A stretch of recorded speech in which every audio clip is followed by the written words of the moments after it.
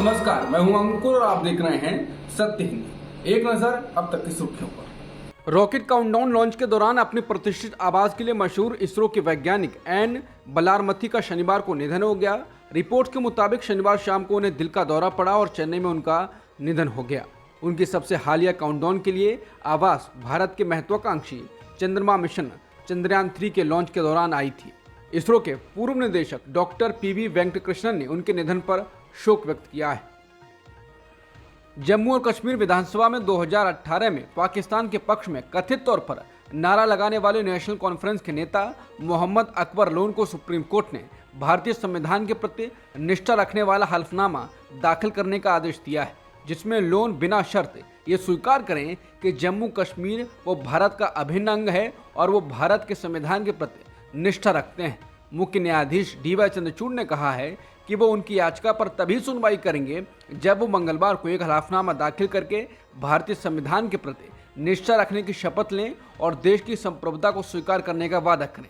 इससे पहले कश्मीरी पंडितों की संस्था रूट्स इन कश्मीर की ओर से पेश अधिवक्ता ने कहा कि मुख्य याचिकाकर्ता मोहम्मद अकबर लोन 2002 से 2018 तक जम्मू और कश्मीर विधानसभा के सदस्य थे।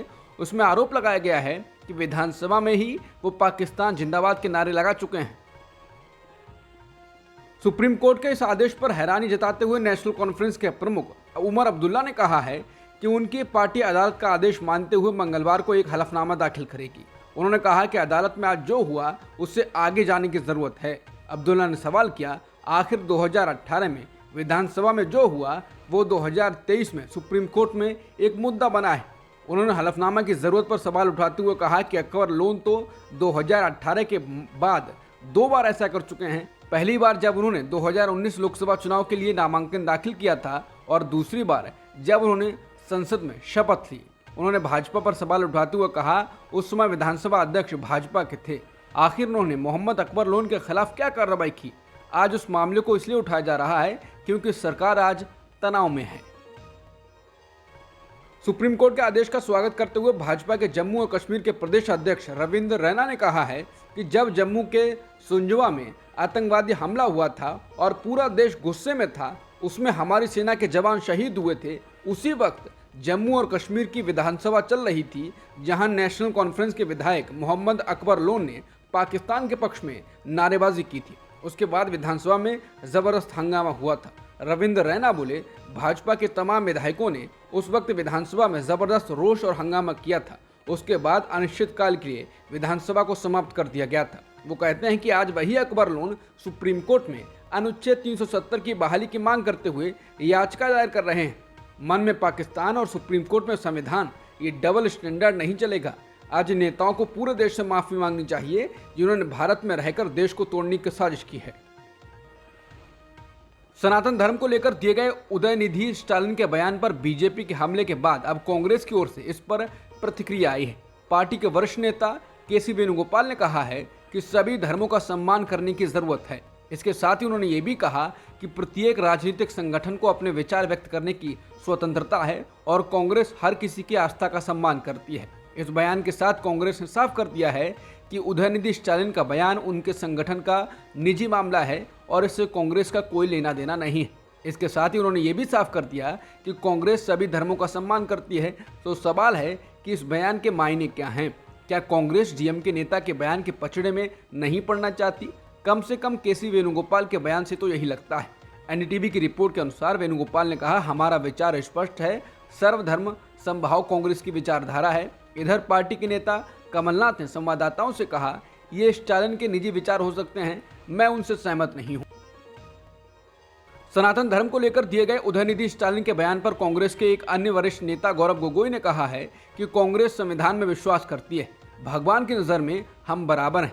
मेरा सवाल ये है कि भाजपा को धर्म का प्रमाण पत्र बांटने का अधिकार किसने दिया? जब भाजपा से जुड़े दलों के नेता प्रभु श्रीराम का अपमान करते हैं तो भाजपा कभी कुछ नहीं कहती। कांग्रेस अध्यक्ष मल्लिकार्जुन खड़गे के बेटे और कर्नाटक के मंत्री प्रियंक खड़गे ने कहा है कि कोई भी धर्म जो समान अधिकार नहीं देता है वो बीमारी जैसा है। उन्होंने कहा कि कोई भी धर्म जो समानता को बढ़ावा नहीं देता है या आपको मानव होने की गरिमा सुनिश्चित नहीं करता है वो मेरे अनुसार धर्म नहीं है। कोई भी धर्म जो समान अधिकार नहीं देता है वो बीमारी जैसा है। उद्धव ठाकरे गुट की शिवसेना नेता प्रियंका चतुर्वेदी ने सनातन धर्म पर जारी बयानबाजी के बीच कहा है कि बीजेपी अपनी राजनीति के लिए सनातन धर्म को लेकर झूठी चिंता जता रही है। इससे उनकी बीमार और दुमुहा रणनीति का पर्दाफाश हो चुका है। एक तरफ बीजेपी गठबंधन सरकार महाराष्ट्र में अपने हक के लिए लड़ रहे सनातनियों पर लाठीचार्ज कराती है, वरकारियों को लाठियों से पिटवाती है, लेकिन सनातनी धर्म पर नकली चिंता जताती है। ये लोग और उनका दिमाग छोटा है, इसलिए वो बैठ जाएं और चुप रहें। एक और दूसरे ट्वीट में प्रियंका ने लिखा, सनातन धर्म सनातन सच है। ये ऐसी जीवन शैली है जिसमें अपनी चेतना और अस्तित्व पर जोर होता है। सनातन धर्म की पहचान मिटाने के लिए हमले हुए हैं, लेकिन वो अपना अस्तित्व बचाने में कामयाब रहा और अभी तक फल फूल रहा है। बीजेपी को अब सनातन धर्म का मुद्दा मिल गया है। एमके स्टालिन के बेटे और डीएमके नेता उदयनिधि स्टालिन के सनातन धर्म पर दिए बयान को बीजेपी नेता और केंद्रीय गृह मंत्री अमित शाह ने लपक लिया है। अमित शाह ने कहा कि इंडिया गठबंधन हिंदू धर्म को खत्म कर सत्ता हथियाना चाहता है। गृह मंत्री शाह ने राजस्थान में कहा कि इंडिया गठबंधन के दो प्रमुख दल कांग्रेस और डीएमके कह रहे हैं कि सनातन धर्म को समाप्त कर देना चाहिए। तुष्टीकरण और वोट बैंक की राजनीति करने के लिए इन लोगों ने सनातन धर्म का अपमान किया है। उन्होंने कहा कि मैं पिछले 2 दिनों से इंडिया गठबंधन को देख रहा हूं। आप सत्ता चाहते हैं, लेकिन किस कीमत पर? पिछले 2 दिनों से आप इस देश की परंपरा, इस देश के इतिहास, सनातन धर्म का अपमान कर रहे हैं। उन्होंने कहा कि इंडिया गठबंधन के 2 प्रमुख दल कांग्रेस और डीएमके मंत्री के पुत्र और एक मुख्यमंत्री के पुत्र कह रहे हैं कि सनातन धर्म को समाप्त कर देना चाहिए। तुष्टीकरण और वोट बैंक की राजनीति करने के लिए इन लोगों ने सनातन धर्म का अपमान किया है। तमिलनाडु के मुख्यमंत्री एमके स्टालिन के बेटे उदयनिधि स्टालिन ने भाजपा पर सनातन धर्म पर उनकी टिप्पणियों को तोड़ मरोड़ कर पेश करने का आरोप लगाया और कहा कि वो अपने शब्दों पर कायम है। उन्होंने कहा कि वो अपने खिलाफ किसी भी कानूनी कार्रवाई का सामना करने के लिए तैयार हैं। उदयनिधि ने कहा कि उनके भाषण के अंश वीडियो पर उपलब्ध हैं। भाजपा नेताओं को चाहिए कि वो उसे सुने। इस बीच दिल्ली में एक वकील ने उनके खिलाफ दिल्ली पुलिस में शिकायत दर्ज करा दी है। इस विवाद की शुरुआत शनिवार को हुई थी। एक कार्यक्रम में तमिलनाडु की डीएमके सरकार में मंत्री और सीएम एमके स्टालिन के बेटे उदयनिधि स्टालिन ने सनातन धर्म की तुलना डेंगू और मलेरिया से की और कहा कि इसका सिर्फ विरोध नहीं किया जाना चाहिए, बल्कि इसे खत्म किया जाना चाहिए। उनकी टिप्पणी से हंगामा मच गया और भाजपा ने इसकी आड़ में न सिर्फ डीएमके बल्कि विपक्षी दल इंडिया के साथ कांग्रेस पर भी निशाना साधा। तमिलनाडु के मुख्यमंत्री एमके स्टालिन के बेटे उदयनिधि स्टालिन के सनातन धर्म पर दिए बयान को बीजेपी जमकर प्रचारित कर रही है। इस बयान के विरोध में दिल्ली बीजेपी ने तमिलनाडु भवन के सामने प्रदर्शन किया। इसके अलावा बीजेपी नेता रविशंकर ने सोमवार को कहा, उदयनिधि स्टालिन ने सनातन धर्म के खिलाफ की गई अपनी बेशर्मी भरी टिप्पणी को दोहराया है। उन्होंने सनातन धर्म की तुलना डेंगू, कोरोना और मलेरिया से की है। उन्होंने इसके साथ ही कहा कि इस मुद्दे पर राहुल गांधी क्यों खामोश हैं। राहुल गांधी मंदिर मंदिर घूमते हैं, जल चढ़ाते हैं, अपने गोत्र की बात करते हैं। नीतीश कुमार, तेजस्वी यादव क्यों खामोश हैं? यह स्पष्ट है कि वोट बैंक की राजनीति के लिए घमंडिया संगठन का जमावड़ा है। वो हिंदू धर्म का विरोध कर रहे हैं। इनकी बुनियादी सोच हिंदू विरोधी है। वहीं इंडिया गठबंधन को घेरते हुए अनुराग ठाकुर बोले, घमंडिया गठबंधन के घमंडियों, तुम और तुम्हारे मित्र रहें या ना रहें, सनातन था, सनातन है और सनातन रहेगा। ये बार बार हिंदुओं पर हमला करने का प्रयास घमंडिया गठबंधन के एक के बाद एक दूसरे नेता ने किया है। मोदी सरकार द्वारा चौंकाने के अंदाज में बुलाए गए संसद के विशेष सत्र से पहले विपक्षी गठबंधन इंडिया और कांग्रेस ने रणनीति पर चर्चा के लिए बैठक बुलाई है। विपक्षी गठबंधन इंडिया के फ्लोर नेता 5 सितंबर को कांग्रेस अध्यक्ष मल्लिकार्जुन खड़गे के आधिकारिक आवास पर मिलेंगे। बैठक खड़गे ने बुलाई है। इधर कांग्रेस संसदीय दल की नेता सोनिया गांधी ने भी मंगलवार को पार्टी के संसदीय रणनीति समूह की बैठक बुलाई। 18 से 22 सितंबर के बीच होने वाले संसद के विशेष सत्र के लिए विपक्षी दल अपनी रणनीति तय करेंगे। हालांकि 5 दिवसीय सत्र का एजेंडा अभी तक सामने नहीं आया है, लेकिन ऐसी अटकलें हैं कि सरकार लोकसभा, राज्य विधानसभाओं और स्थानीय निकायों के साथ चुनाव कराने के मुद्दे पर चर्चा कर सकती है। अटकलें तो महिला आरक्षण विधेयक को लेकर भी हैं।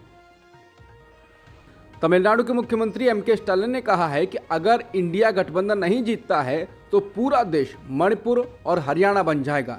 वो इस साल मई से मणिपुर में बड़े पैमाने पर जातीय हिंसा और हाल ही में हरियाणा में एक धार्मिक जुलूस के बाद हुई सांप्रदायिक हिंसा का जिक्र करते हुए चेता रहे थे। Stalin speaking for India podcast श्रृंखला की पहली कड़ी में बोल रहे थे। डीएमके प्रमुख ने कहा कि इंडिया गठबंधन का गठन सामाजिक न्याय, सामाजिक सद्भाव, संघवाद, धर्मनिरपेक्ष राजनीति और समाजवाद को बहाल करने के लिए किया गया है। बीजेपी का जिक्र करते हुए उन्होंने चेताया कि यदि इसे अभी नहीं रोका गया तो कोई भी भारत को नहीं बचा सकता। स्टालिन ने 2002 के गुजरात दंगों का भी जिक्र किया और कहा कि 2002 में गुजरात में बोई गई नफरत के परिणाम स्वरूप 2023 में मणिपुर में सांप्रदायिक हिंसा और हरियाणा में सांप्रदायिक झड़पें हुई। महाराष्ट्र के डिप्टी सीएम देवेंद्र फडणवीस ने मराठा आरक्षण की मांग को लेकर जालना जिले में भूख हड़ताल करने वाले मराठा आंदोलन के नेता मनोज जारंगे पाटिल को विरोध प्रदर्शन के हिंसक होने के बाद बातचीत के लिए बुलाया। राज्यसभा सांसद और छत्रपति शिवाजी महाराज के वंशज उदयन राजे भोसले ने भी इस मुद्दे पर सीएम एकनाथ शिंदे से चर्चा की मांग की। मनोज जारंगे पाटिल ने फडणवीस का इस्तीफा मांगते हुए कहा है कि न केवल फडणवीस को इस्तीफा देना चाहिए बल्कि उन्हें भाजपा में रहने की अनुमति भी नहीं दी जानी चाहिए। सीएम एकनाथ शिंदे को फडणवीस को अपने मंत्रालय में नहीं रखना चाहिए या फिर शिंदे को खुद मंत्रालय छोड़ देना चाहिए। वहीं फडणवीस ने कहा कि प्रदर्शनकारियों ने पहले पुलिस पर हमला किया। उन्होंने पुलिस से कहा कि हमारे लोगों पर हमला करो। वो खुद तो यहाँ नहीं आ रहे हैं लेकिन दूसरों पर तंज कस रहे हैं कि आप गृहमंत्री हैं। मध्य प्रदेश की पूर्व मुख्यमंत्री और भाजपा की वरिष्ठ नेता उमा भारती को पार्टी ने जन आशीर्वाद यात्रा में अनदेखा किया है। इस यात्रा को पार्टी प्रमुख जेपी नड्डा ने हरी झंडी दिखाई थी। इस पर 64 वर्षीय उमा भारती ने एनडीटीवी से कहा, हो सकता है कि भाजपा नेता घबरा गए हों कि अगर मैं वहां रहूंगी तो पूरी जनता का ध्यान मुझ पर होगा। उमा ने कहा, अगर सिंधिया ने 2020 में सरकार बनाने में मदद की थी तो मैंने भी 2003 में बड़ी मोहब्बत वाली सरकार बनाने में मदद की थी।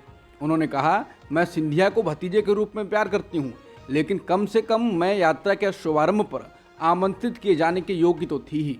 भले ही मैं वहां नहीं जाती लेकिन मैं फिर से भाजपा के लिए प्रचार करूंगी और वोट मांगूंगी। पार्टी आगामी चुनाव में जीत हासिल करेगी।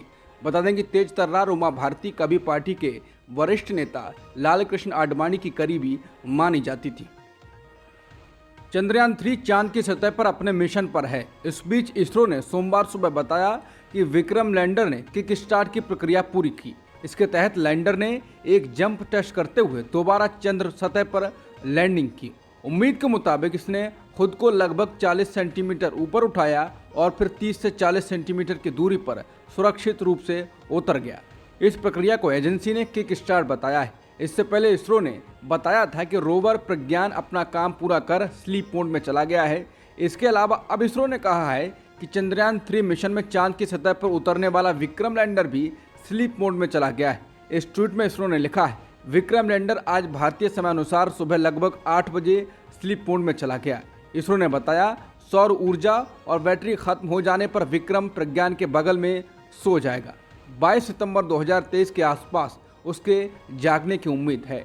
इसरो ने यह भी बताया था कि 22 सितंबर को जब सूर्योदय होगा तब ये पेलोड में लगे सोलर पैनल को प्रकाश मिलेगा। रिसीवर को ऑन रखा गया है।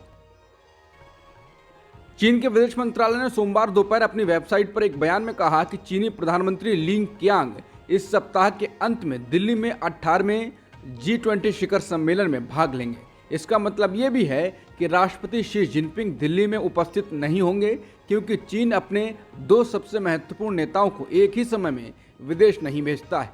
दोनों एक ही कार्यक्रम में मौजूद होना तो दूर की बात है, चीन से पहले रूस की ओर से भी बताया गया था कि राष्ट्रपति व्लादिमीर पुतिन भी G20 सम्मेलन में शामिल होने के लिए भारत नहीं आएंगे। अब तक की खबरों में इतना ही। बाकी खबरों के लिए बने रहिए सत्यहिंदी.com के साथ।